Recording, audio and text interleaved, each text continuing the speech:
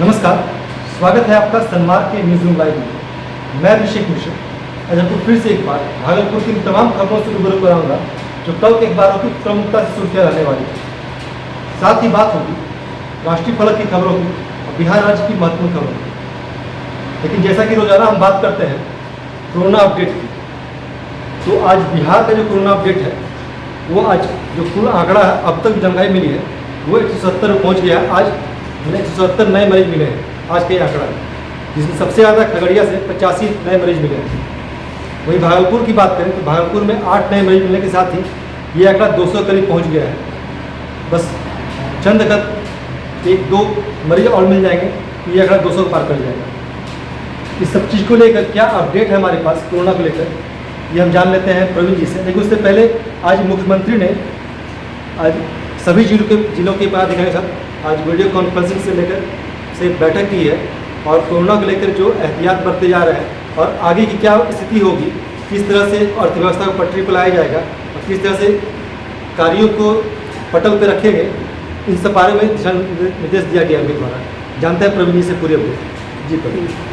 आज कोरोना को लेकर जागरूकता कार्यक्रम के तहत मुख्यमंत्री ने बिहार के सभी जिले के आला अधिकारियों, जनप्रतिनिधियों एवं प्रखंड स्तरीय पदाधिकारियों और जनप्रतिनिधियों के साथ वीडियो कॉन्फ्रेंसिंग की। उन्होंने सभी लोगों से एहतियात बरतने की अपील की। सोशल डिस्टेंसिंग का ख्याल रखने को उन्होंने कहा कि आप लोग सोशल डिस्टेंसिंग जरूर बनाए रखें। साथ ही मास्क पहनना उन्होंने अनिवार्य बताया कि मास्क सभी लोग पहने और बिहार में मास्क की कहीं कमी नहीं है। जीविका दीदियाँ सहित और भी संगठन है जो मास्क बना रहे हैं।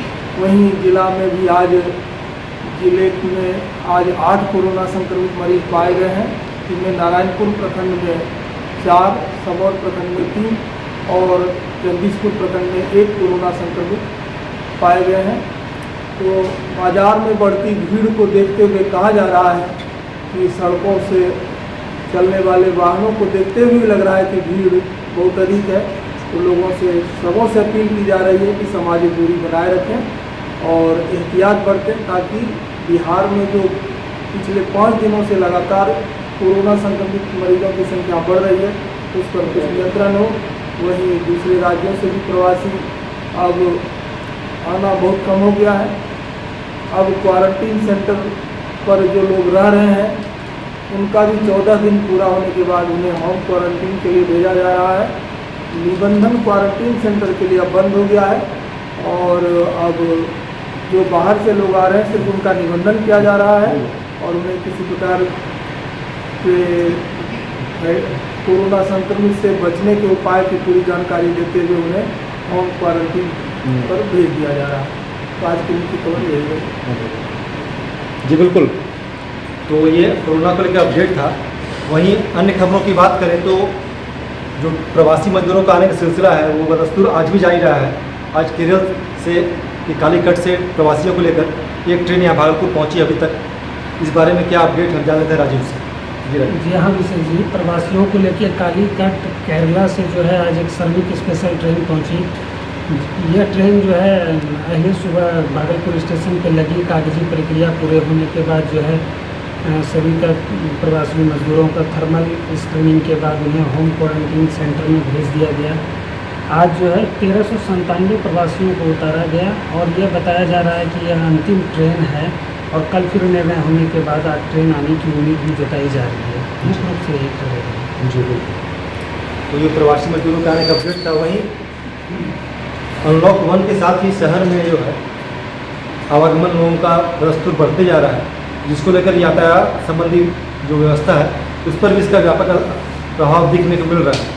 चाहे जगदीशपुर की बात करें, चाहे लोहिया सेतु की बात करें या फिर विक्रमशिला सेतु की बात करें, जाम में फंसी हुई दिखी, यात्रियों को काफ़ी परेशानी हुई है।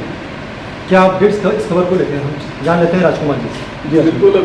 जी बिल्कुल अभिषेक, ऐसा है कि लॉकडाउन 4 के बाद जो अनलॉक 1 की जो शुरुआत की गई है, ये लगातार जो है इन दिनों आपको देखने को मिलेगा कि वाहनों के साथ जो लोगों की जो आवाजाही है सड़कों पर बढ़ गई है।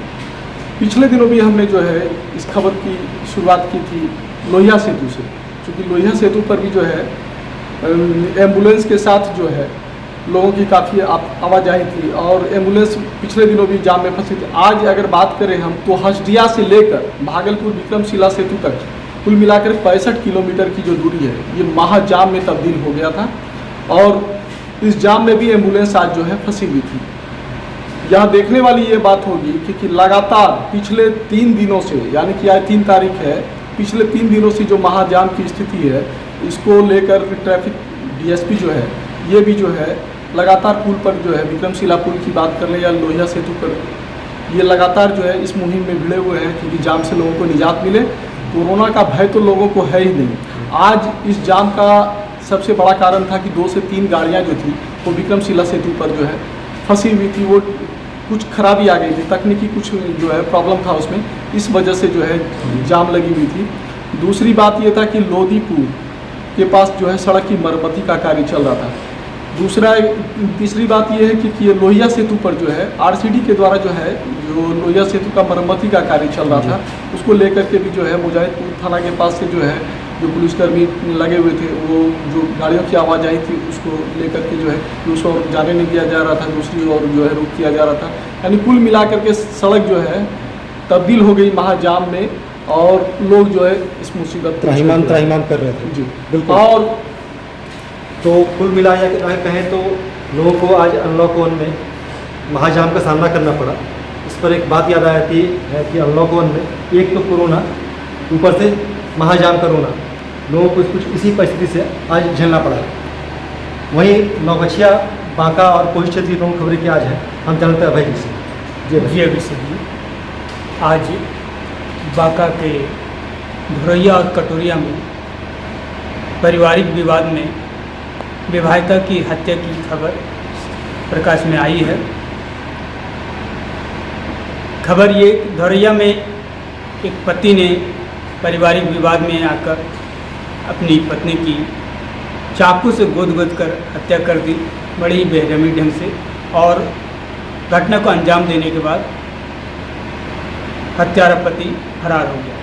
पुलिस उसकी खोज में लगी हुई है, इसे लेकर लोगों में आक्रोश बना हुआ। वहीं दूसरी घटना कटोरिया थाना क्षेत्र की है, जहां एक पति ने दहेज में मोटरसाइकिल नहीं मिलने के कारण अपनी पत्नी की बेरहमी से लाठी से पीट कर हत्या कर दी। तो इससे जाहिर होता कि अभी भी महिलाएं सुरक्षित नहीं है, वो भी दानवों की दहेज की आग में जलाई जाएगी।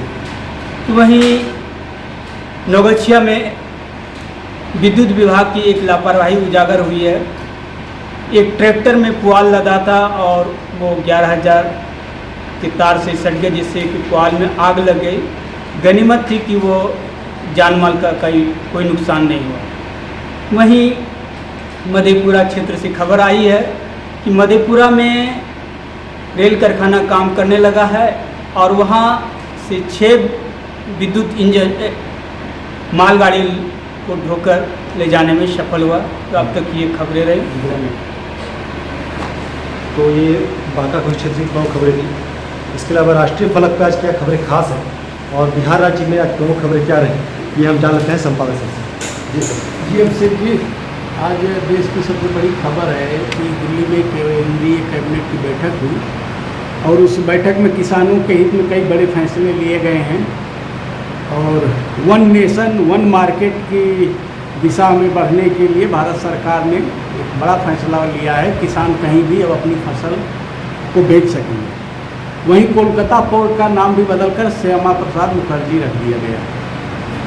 इस बीच पाकिस्तान से खबर आ रही है कि पाकिस्तान के पीओके में गिलगिट बाल्टिस्तान में बौद्ध धरोहरों में भारी तोड़फोड़ की गई है। इसको लेकर भारत ने काफ़ी नाराज़गी जताई है और कहा है कि सांस्कृतिक और धार्मिक अधिकारों को जो है पाकिस्तान में कुचला जा रहा है। ये बहुत बड़ी साजिश है। भारत इस मामले में चुप नहीं रहेगा।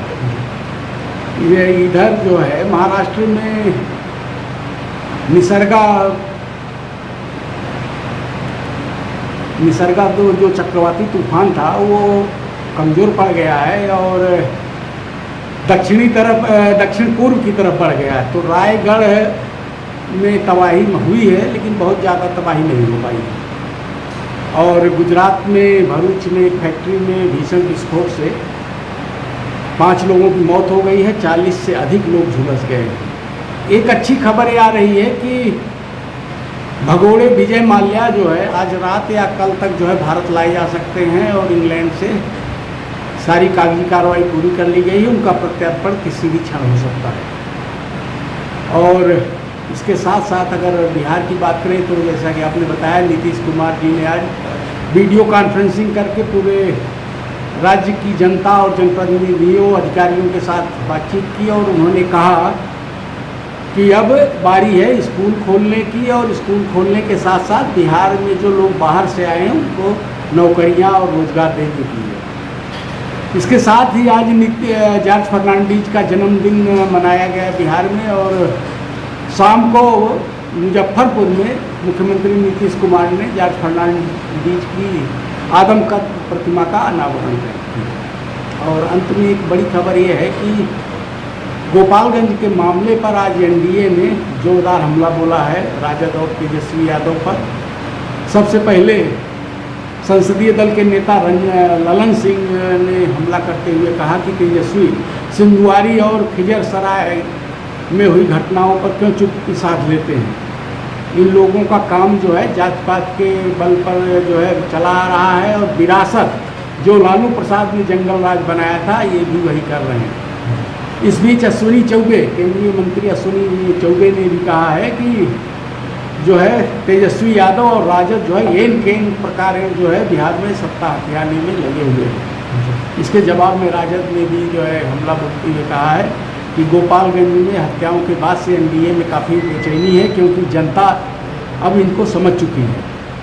और तेजस्वी ने भी कहा है कि इसी गोपालगंज की घटना को दबाने के लिए ही भाजपा वर्चुअल रैली करके जो है लोगों का ध्यान बांटना चाहिए। यही बिल्कुल गोपालगंज की घटना को लेकर राजनीतिक सरगर्मी तेज हो गई है। पक्ष विपक्ष दोनों इनके पर आरोप प्रत्यारोप का दौर जो है दस्तूर जारी है। तो आज की महत्वपूर्ण खबरों में इतना ही जो कल के अखबारों की प्रमुखता सुर्खियाँ रहने वाली है। तब तक के लिए मुझे मेरे सहयोगी सलाह के साथ दीजिए यह सतर्क रहिए, सावधान रहिए, सुरक्षित जरूर रहिए। शुभ रात्रि, सबा खैर, गुड नाइट। सन्मार्ग भागलपुर के वीडियोस देखने के लिए हमारे चैनल को सब्सक्राइब करें और नोटिफिकेशन पाने के लिए बेल आइकन को प्रेस करें।